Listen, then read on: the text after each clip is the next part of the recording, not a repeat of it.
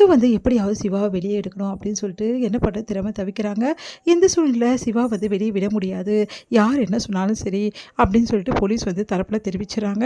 இதனால் ஸ்னேகா வந்து என்ன பண்ணுறதுன்னு முடியாமல் வந்து அவங்க அப்பா வந்து பேசிகிட்டு இருக்காங்க. அவங்க அப்பா கிட்டே எப்படியாவது வந்து சிவா வெளியே எடுக்கணும் அப்படின்னு சொல்லிட்டு, இல்லைம்மா நான் எவ்வளோ பேசி பார்த்துட்டேன், இது நடக்கவே நடக்காது போல் இருக்கேன் அப்படின்னு சொல்லிட்டு அவரும் சொல்கிறாரு. இதனால் ஸ்னேகா வந்து நீ கவலைப்படாத சிவா, கண்டிப்பாக உன்னை வெளியே எடுத்துடுவேன் அப்படி சொல்லிட்டு இருக்காங்க. இங்கே வந்து சிந்து என்ன பண்ணுறாங்க, குழந்தைங்களை காப்பாற்றின குழந்தைங்க எல்லாரையும் வந்து கூட்டிகிட்டு வந்து வெளியே நின்று போராட்டம் நடத்துகிறாங்க. இதனால் வந்து போலீஸ் வந்து சமைத்து போகிறாங்க. அப்போ போலீஸ் வந்து கேட்குறாங்க, ஏன் இவ்வளோ பண்ணுறீங்கன்னு. அவரை வெளியே பெற வரைக்கும் நாங்கள் ஒன்றும் பண்ண முடியாது, சின்ன சின்ன குழந்தைங்களை வந்து உயிரை காப்பாற்றிருக்காரு, அதுக்காக வந்து அவருக்கு நன்றி சொல்லனாலும் பரவாயில்ல, அதுக்காக அவர் உள்ளே எடுத்து வந்து வைப்பீங்களா, இதெல்லாம் நியாயமா அப்படின்னு சொல்லிட்டு சிந்து கேட்குறாங்க. அதை பார்த்துட்டு வந்து என்ன பண்ணு தெரியாமல் போலீஸ் வந்து சரி ஓகே அவரை நாங்கள் விட்டுடுறோம் அப்படின்னு சொல்லிட்டு எல்லாருக்காகவும் விட்டுடுறாங்க. உடனே வந்து சிவா கிட்ட சொல்கிறாங்க, சார் இங்கே பாருங்கள் இப்போ நாங்கள் விட்டுட்டோம், ஆனால் இன்னொரு வாட்டி இதை தப்பு நடக்காமல் பார்த்துங்க சார், நீங்கள் வந்து எந்த வைத்தியம் பண்ணக்கூடாது சார், சொன்னால் புரிஞ்சுக்கிங்க அப்படி சொல்லி வான் பண்ணி அனுப்புகிறாங்க. சிவா வந்து சிந்துவை பார்க்குறாரு. சிந்து வந்து ஓடி வந்து சிவா அப்படி சொல்கிறாங்க. உடனே ஸ்னேகா வந்து நீ வா சிவா போகலாம் அப்படி சொல்லிட்டு கூட்டிகிட்டு போயிடுறாங்க. சிந்து மனசை கஷ்டப்படுறாங்க. சிந்துவை பார்த்துட்டு சிவா வந்து போகிறாரு.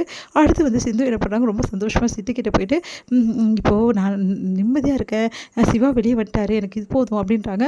அப்படியா சிவா வெளியே வந்துட்டாரா அப்படின்னு. ஆமாம், இங்கே பாரு சிட்டு, நான் சமைக்க விட்டுதான் அப்படியே விட்டுட்டேன்ல, இப்போ சமைக்க போகிறேன் அப்படி சொல்லிட்டு எல்லாமே நல்லா சமைச்சிட்ருக்காங்க. சிட்டு வந்து பார்த்துட்டு சிந்து அப்படியே வந்து மலைச்சு போகிறாங்க. உண்மையிலேயே வந்து உன்னை நினச்சா ரொம்ப பெருமையாக இருக்குது சிந்து, எப்படி இப்படிலாம் பண்ணுற அப்படின்னு. அவர் மேலே நான் அவ்வளோ உயிரே வச்சுருக்கேன், அவருக்கு கொஞ்சம் கொஞ்சமாக தான் என்னை பற்றி புரியும் அப்படி சொல்லிட்டு சொல்கிறாங்க சிந்து. அடுத்து வந்து எங்கள் ஊருக்கு போனால் எல்லாருமே வந்துடுறாங்க.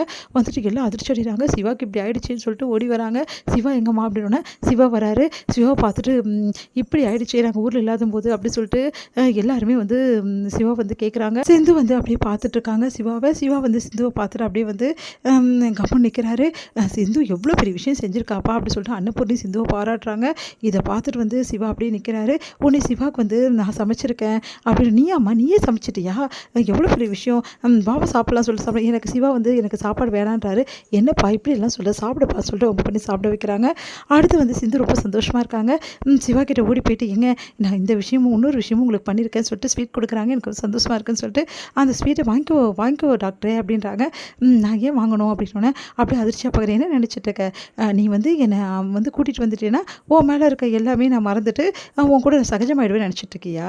நான் சாப்பிட்டேன், அதுவும் என்ன காரணம், நீ சமைச்சேன்னு சாப்பிடல, எங்கள் பெரியம்மாக்காக சாப்பிட்டேன், மற்றபடி உன் மேலே எனக்கு இருக்க கோபம் விருப்பம் அப்படியே தான் இருக்குது. நீ என்ன நல்லது செஞ்சாலும் அது மாறவே மாறாது.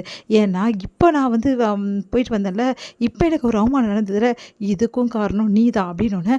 அதிர்ச்சியாக பார்க்குறேன், என்ன டாக்டர் இப்படிலாம் பேசுகிற, நான் உனக்கு இப்படி ஆயிடுச்சுன்னு சொல்லிட்டு எவ்வளோ துடிச்சு போகிறேன் தெரியுமா, உனக்கு இதுவே உனக்கு கஷ்டமாக இருக்கே, ஒவ்வொரு நாளும் எல்லாரும் என்னை அவ்வளோ கேவலமாக பேசுகிறாங்களே, அப்போ எனக்கு எவ்வளோ கஷ்டமாக இருக்கும். இந்த ஒரு நாளில் நீ கூட்டிகிட்டு வந்துட்ட, ஆனால் வாழ்க்கை ஃபுல்லாக வந்து 6 மாதம் நான் வந்து டாக்டருக்கு பண்ண முடியாதே தொழிலை, அப்போ எனக்கு எவ்வளோ வருத்தமாக இருக்கும். இன்றைக்கி நான் இத்தனை உயிர்களை காப்பாற்றினேன், இதே மாதிரி எவ்வளோ உயிர்களை நான் காப்பாற்றணும் தெரியுமா, அது எல்லாத்துக்கும் வந்து நான் காப்பாற்ற முடியாத காரணம் யார், நீ மட்டும்தான். இந்நேரம் நான் இந்த உயிர்களை காப்பாற்றுறேன்னா இந்த உயிர்களுக்கு எல்லாமே போயிருக்கும், இதுக்கும் காரணம் நீ தான், எல்லாத்துக்குமே காரணம் நீ தான். இப்போ என்னென்னா ரொம்ப நல்ல மாதிரி நடிக்கிற, அப்படியே எனக்காக சமைச்சு வச்சுருக்கேன்ற, டாக்டர்ன்ற அப்படியே வந்து பரிவை காட்டுற, இது என்ன காட்டினாலும் சரி உன்னை நான் கடைசி வரைக்கும் மன்னிக்கவே மாட்டேன்டி அப்படி சொல்லிட்டு போனோன்னே சிந்து அழறாங்க. டாக்டர் என்னை புரிஞ்சிக்கவே மாட்டியா அப்படின்னு சொல்லிட்டு. இங்கே ஸ்னேகா செம்ம டென்ஷனாக இருக்காங்க. அவங்க அப்பா வந்து என்னம்மா என்ன ஆச்சு அப்படின்னு.